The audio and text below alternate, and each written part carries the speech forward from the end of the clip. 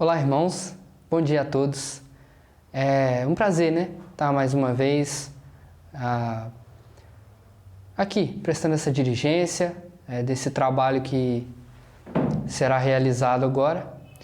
E que o Senhor esteja conosco, tá? Esteja conosco na mensagem que vai ser falada, né? Que toda palavra que saia do nosso irmão, que não seja da boca dele, e sim vindo diretamente do Senhor. Agradecemos porque o Senhor nos dá essa oportunidade de termos esse recurso em meio a situações complicadas as quais estamos vivendo. Ainda assim, conseguimos, né, termos como receber a palavra do Senhor em casa, mesmo tendo essas dificuldades. Pensando nessa toda ocasião, me recordo de uma oportunidade que eu tive de falar com um irmão que, na época, eu fazendo faculdade de ciências, né, na área de matemática, um irmão cientista, o Adalto Lourenço, quando ele deu uma palestra aqui na cidade. E eu era muito confrontado na faculdade por questões científicas, né, de frente com a religião e a fé, né. E uma vez fui confrontado com o termo de que quando eu encontrar Deus, né, se algum dia eu encontrar Deus, um colega de turma falou comigo, e ele me perguntar por que eu não criei nele, eu vou falar com ele porque ele não apareceu para mim.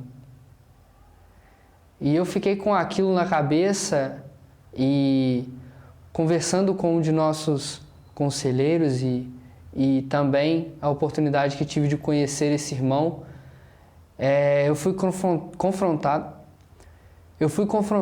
com o texto de Jeremias, capítulo 3, e versículo 33, que diz: buscar-me-eis e achareis, e lhe mostrarei coisas grandiosas que jamais tenha ouvido falar. Às vezes a gente fica muito preocupado em Deus, ele fazer algo miraculoso, fazer algo extraordinário. Por que ele não acaba de uma vez só com o estalar de dedo, com a fome no mundo, ou com a desigualdade, ou com o preconceito, ou com qualquer outra coisa do tipo, se Deus é tão bom? Justamente porque as pessoas não buscam. E o que precisamos fazer é buscar Ele. Hoje, nós estamos tendo a oportunidade de buscá-lo, de ouvir mais sobre Ele, de conhecer mais sobre Ele. Que essa mensagem que vai ser dada pelo irmão possa ser de grande crescimento para nós. Vamos fazer uma oração, irmãos. Querido Pai, que essa mensagem que será trazida possa vir diretamente de encontro a nossos corações, de uma forma que ela abra a nossa mente a ponto de conhecermos mais a Deus e de ficarmos cada vez mais próximos de Deus, para que possamos também estar dispostos a receber o que o irmão tem preparado, inspirado no Senhor. Essa oração que te fazemos em nome de Jesus. Amém. Em seguida estaremos com algumas apresentações de louvores dos irmãos e, em sequência, a palavra será trazida para nós.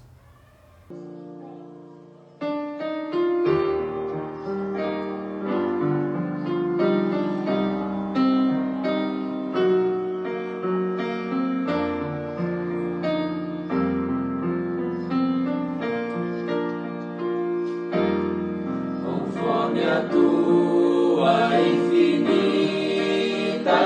graça, ó Pai, perdoa minha transgressão, faz-me sentir mais uma vez a graça e dá-me a tua paz no coração. Mais uma vez eu sinto meu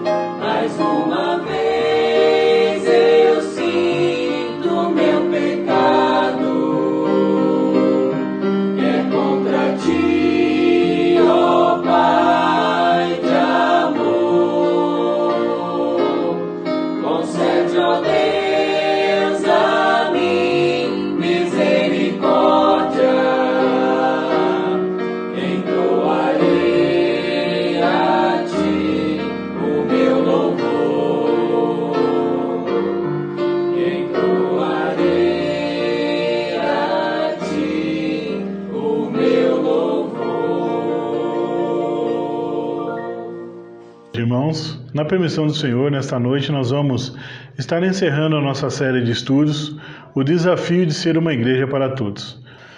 Muito bem, o nosso texto compartilhado foi 1 Coríntios 9, 19 a 27, e nós já temos falado, ao longo dos nossos encontros, nesta condição de compromisso e do que Paulo, através do seu testemunho, tem nos mostrado, de exemplos que ele nos deu, de como agir mediante as pessoas diferentes a qual nós encontramos ao longo das nossas vidas e até mesmo diante da igreja ou na nossa sociedade, para mostrar-lhes o caminho correto, que é o Senhor, mas agindo de uma forma respeitosa, de uma forma carinhosa, mas não deixando de mencionar a base da nossa fé, que é o Evangelho em Cristo Jesus, e em maneira alguma também deixarmos de sermos firmes naquilo que nós entendemos ser a verdade pela palavra do Senhor. E nesta noite nós vamos estar falando nos versículos 24 a 27, que nos diz: vocês não sabem que de todos os que correm no estádio, apenas um ganha o prêmio? Corram de tal modo que alcancem o prêmio. Todos os que competem nos jogos se submetem a um treinamento rigoroso, para obter uma coroa que logo perece. Mas nós o fazemos para ganhar uma coroa que dura para sempre. Sendo assim, não corro como quem corre sem alvo, e não luto como quem esmurra o ar, mas esmurro meu corpo e faço dele meu escravo, para que depois de ter pregado aos outros, eu mesmo não venha a ser reprovado. Além de ele ter mencionado isso anteriormente, ele finaliza agora a sua reflexão e sua instrução para nós com a mesma condição: o cuidado que nós precisamos ter após ter anunciado o Evangelho, para que não venhamos a desviar as pessoas ou até mesmo a nós sermos reprovados mediante uma atitude ou uma ação que não seja conveniente de acordo com o que nós anunciamos. E os jogos aos quais o apóstolo faz alusão eram celebrados com extraordinária pompa e esplendor a cada 4 anos, num local chamado Istmo. Istmo era um encontro, como se fosse uma pequena encontro de terras, como se fosse uma pequena ilha, numa localidade próxima a Corinto, e era chamado de Istmo de Corinto, e uma porção de terra estreita, cercada por água em 2 lados, e que conectava as 2 grandes extensões de terra. E nesse meio, nessa situação, nesta localidade, temos também o Golfo de Corinto, o Mar Jânico e outras regiões ali próximo, ou seja, era um local conhecido. O resumo é isso. O que Paulo havia anunciado nesses versículos agora, falando sobre a parte esportiva, era de um jogo, de uma atividade esportiva que eles conheciam e o local também era conhecido. E ele começa: vocês não sabem?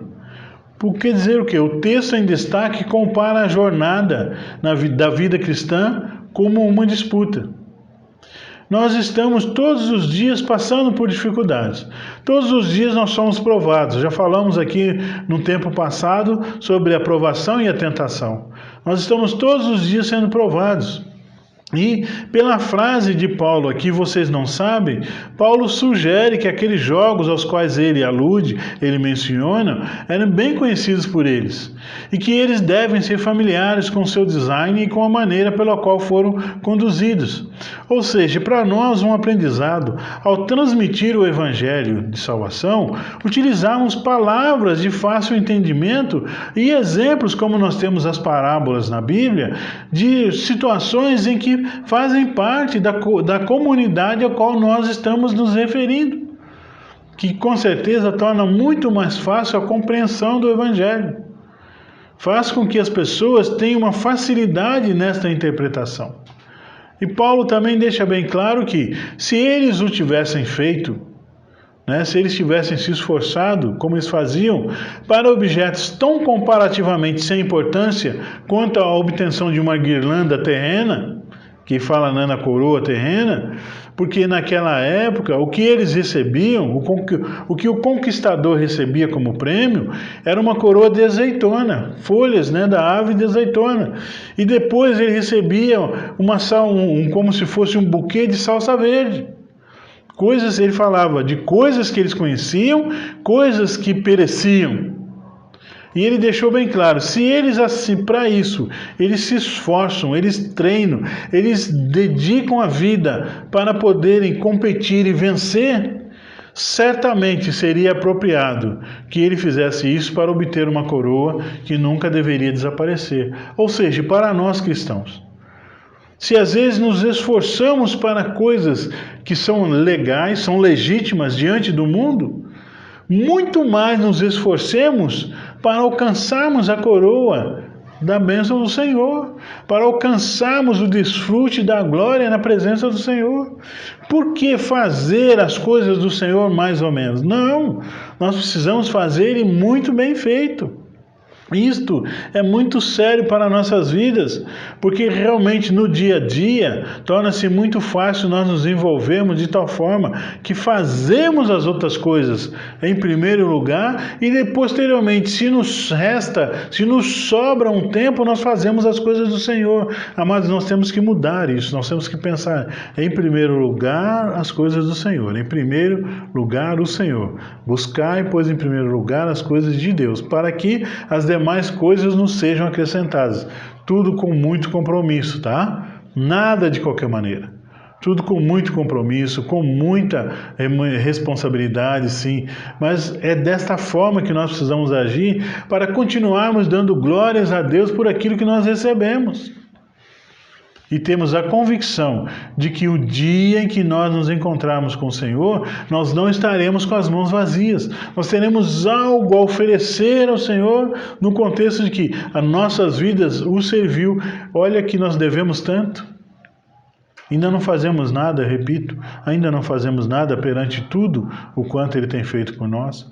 E é muito importante que nós tenhamos esse pensamento, que nós tenhamos esse cuidado para com as nossas vidas, para que não venhamos a deixar que as coisas desse mundo se sobreponham às coisas de Deus, para que as coisas desse mundo não venham nos desanimar. Nós estamos vivendo, sim, dias difíceis. Nós estamos tendo que tomar decisões difíceis. Nós precisamos fazer escolhas muito mais difíceis. Mas que todas essas escolhas passem, em primeiro lugar, pelo Senhor. O Senhor seja sempre nosso orientador. Mas, de fato, estamos em um grande conflito e precisamos combater o combate da fé.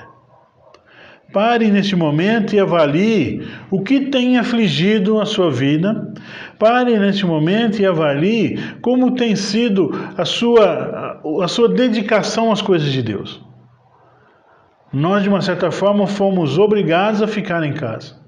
Mas esse obrigados a ficar em casa, de princípio nós, com certeza, assim como eu, muitos ficamos sem saber exatamente o que fazer, principalmente mediante a obra, mas depois nós acabamos nos encontrando para fazer a vontade de Deus. Pessoas que pretendem ganhar uma corrida se preparam antes para tal, se disciplinam ao máximo, se alimentam adequadamente, dormem em horários rigorosos, cuidam de sua estrutura óssea, fazem alongamentos constantemente, dentre outros fatores. Então corram de tal modo que alcancem o prêmio. Como cristãos, nos esforcemos cada vez mais, nos alimentemos da palavra de Deus, nos exercitemos da comunhão dentro da palavra de Deus e da convivência no Senhor. Então viva! Negue-se, faça um esforço constante para que você não perca esse prêmio, a coroa da glória que aguarda os justos no céu. Como cristãos, podemos fazer isso quando nos entregamos totalmente a Deus. Nós já estamos finalizando o nosso estudo. Não há uma entrega parcial. Entregue-se totalmente a Deus. Também quando renunciamos a todo o pecado e todos os apegos impróprios. Como eu já disse anteriormente, às vezes situações até legais. Não tem nada de ilegalidade no que estamos fazendo, mas são situações que podem e às vezes nos distanciam do primeiro compromisso que é com o Senhor. Mas também podemos fazer isso quando mantemos a meta constantemente à vista. tendo o céu como fim de nossa carreira e a coroa da glória como recompensa. O versículo 27. Mas esmurro meu corpo e faço dele meu escravo, para que depois de ter pregado aos outros, eu mesmo não venha a ser reprovado. Cuidado. Paulo finaliza a sua reflexão ilustrando o sentimento geral em que nele estava morando. O dever de praticar a abnegação para a salvação de outros. Por uma referência aos jogos conhecidos que eram celebrados perto de Corinto. Eu quero apenas frisar a você, mais uma vez, nos seus exemplos, nos seus estudos, na preparação, utilize uma linguagem comum, utilize exemplos de acordo com a comunidade ao qual você tem o desejo de alcançar. Porque ao longo deste capítulo, o objetivo de Paulo foi mostrar evidências de que ele foi acionado por um desejo sincero de honrar a Deus no Evangelho. Ele, Paulo, se negou. Ele, Paulo, havia se submetido voluntariamente a grandes privações. Ele tinha um grande objetivo em vista ao fazê-lo: obter a aprovação do Senhor. Amados, que seja esse também o nosso objetivo.